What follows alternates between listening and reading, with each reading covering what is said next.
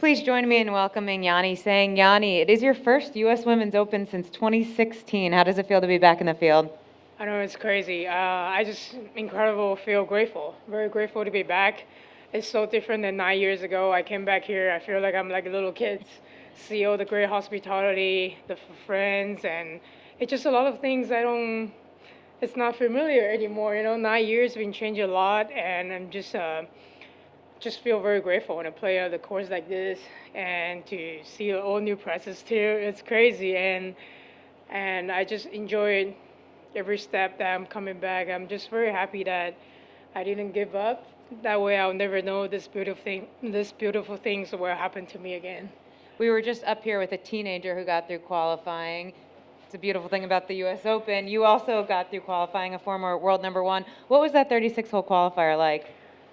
Wow, 36 hole for 36 old woman. So it's not easy. And I actually make it to the playoffs. So I play 37 holes, and my leg is like shaking on the on the last hole already. But I try to get my fitness well. I try to get everything prepared like when I was young.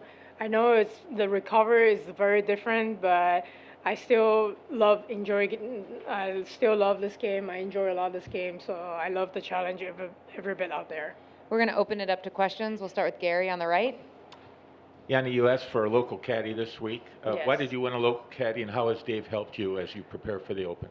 I watched a little bit of video on YouTube before I came here to see what happened on the 2017 U.S. Open, and I feel like I love this course. This is like a little bit the links course for me, and I won twice British Open. So once I got here, I just feel I love the atmosphere. I love the challenge of the golf course, and I feel like I need a local caddy to really knowledge me how to play on this golf course. And I feel it's very fair. Some of the hole that is long but they have bigger green, and some of the hole that's shorter but have really tough green, like number 9. So I feel this caddy can really helps me to read the green out here, and we've been practicing that a lot for the last few days, and I think he's been very helpful and he's great. But there's a lot of the hole I think that's pretty tricky.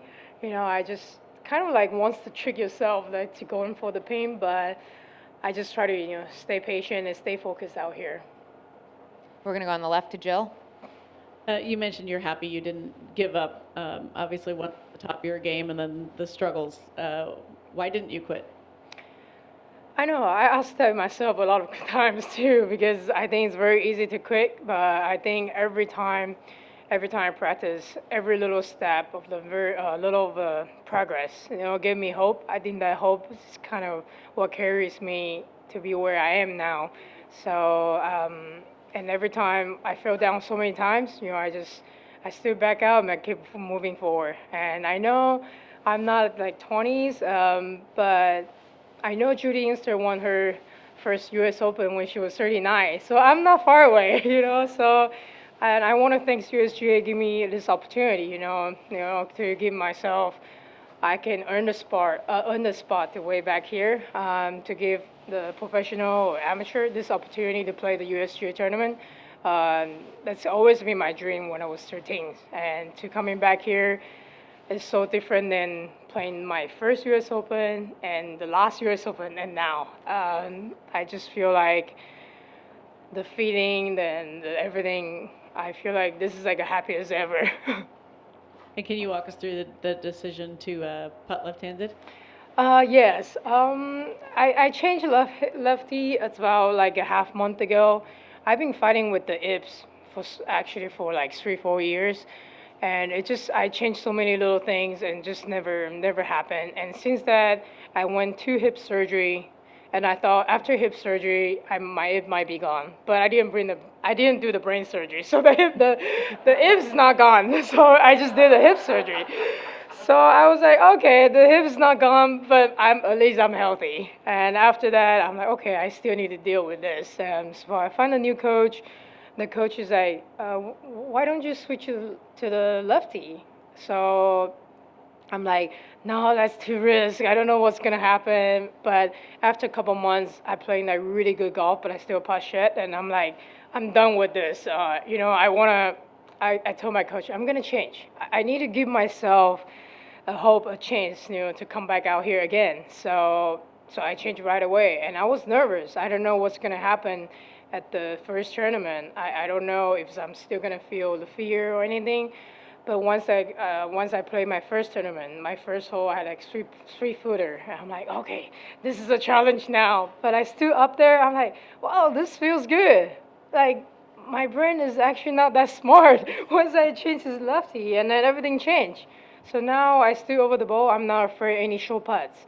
And so the first tournament I switched lefty. I didn't miss anything inside 5 footer. So which is very good. So now I know the speed was a little bit harder, but I just need to keep practicing with the speed. But the short putt, I'm not afraid anymore. I can see my line. I can putt well, and I feel like this really gives me a hope to playing the good golf again. We're going to go front right. To piggyback on that, Yanni, that putt in the playoff at the qualifier was about 5 feet. I know it is. Down the slope with the sun setting. What's going through your head, given all you'd been through, needing to make that to avoid going on with everybody else? I'm not scared. I'm not scared of that 5 footer anymore. And then all 5 players I'm playing on the LPGA, and I'm like, I win the most out here, so I'm not afraid. I can be better. I can win this thing. So I kind of feel pretty relaxed out there. Even just make it to the playoff, I was happy. And I was like, okay, if I don't make first spot, maybe the first alternate will try to work that way too. But I just try to focus on every shot and then enjoy the moment out there. And to be this close, I'm already very happy. So to make it to the U.S. Open, I have a tear in my, after 18 holes. And given all you've been through and given what it took to get here, what are the expectations this week for you? Actually, I don't feel any expectation. I feel very happy this week. Once I got here, I told my parents, Mom, the food's good. Food's so good. The hospitality, and we have gym, we have recovery, a facial. We got everything. It was so different than 9 years ago. We have nothing. But now, it's I was like I say, I feel like a kid. It's this is so new to me. So I was very happy. And then playing the course like this, and enjoy all the hospitality here and the great practice facility. I just love it. So I feel like my expectation is just see how much I can enjoy out there. I don't want to be stressed. And then I didn't win the U.S. Open before, but I win tournament before, but I never think. I know everybody will want to try to win this week, but I really just want to be here and enjoy every moment I can. We're going to go right in the center. A lot of the players have talked about this, it being a long walk out there on this course. What does this course compare to other places that you've played? Actually, I play 18 on Sunday, and I feel good. I just I try to eat well and try to get some stuff coming in, and I don't feel like. I think I'm just really focused on my breath and focus on my step. Try to not get too fast when I'm walking, and try to do a little bit of slower pace. And it's gonna be a long day out there with the wind, with this kind of condition. So trying to be patient and try to get not too stressed out there, and you don't have to be aggressive. And then I have a local caddy. He tells me so much story on this golf course, so I'll probably tell him to prepare some jokes too. Back right here. Yesterday, Lydia Ko said she's rooting for you if she can't win. What does that mean to you to have the players out there maybe rooting for you as well?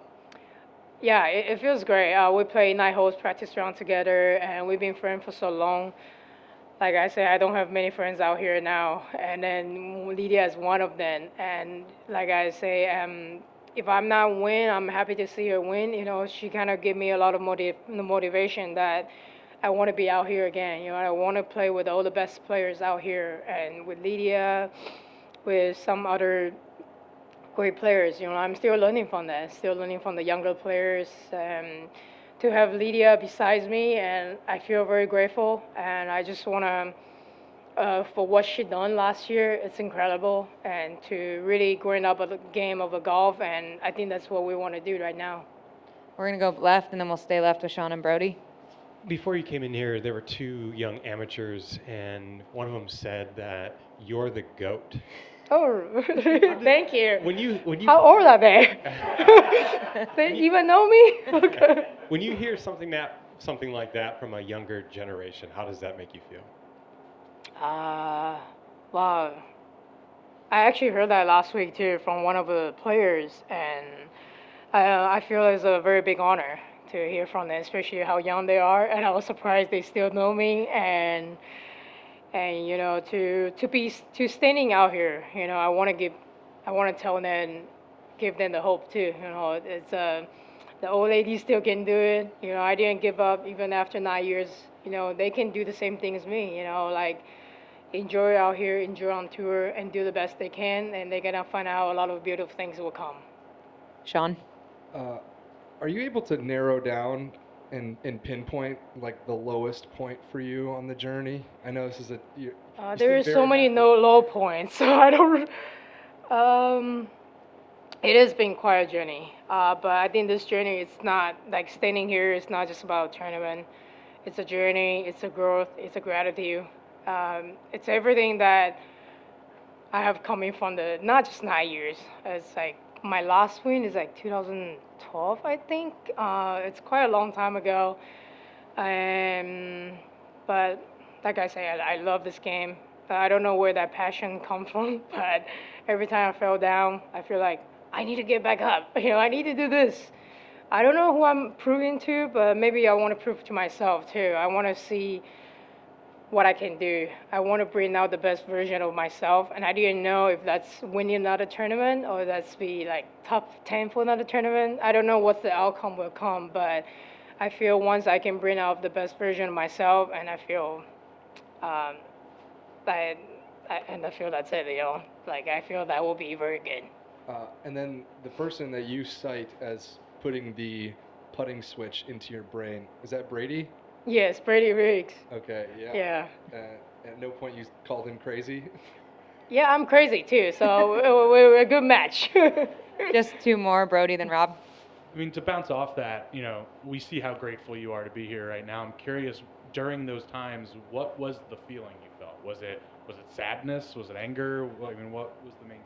It was a lot of crying, and it's a very long story. You know, like in 9 years, I've been through like hip surgery, and before hip surgery, I had my injury for like 4 or 5 years, and I always thought it was my mental problem. Until I got my mental fix, I know it's my physical problem, and there's like mental, physical, mental, physical. It's always like that, and then I think a lot of people actually ask me if I want to retire because they see how hard I'm working, but it's but the result is not paying off. But now I can tell it actually the result paying off. You know, I just want to tell the people that are supporting me that don't worry. You know, I'm strong. I want to be here. I'm happy even I don't success, but I feel like I've done so much in the past, and now I want to give the young people as a role model, you know, to never give up and then just enjoy the game you love, and then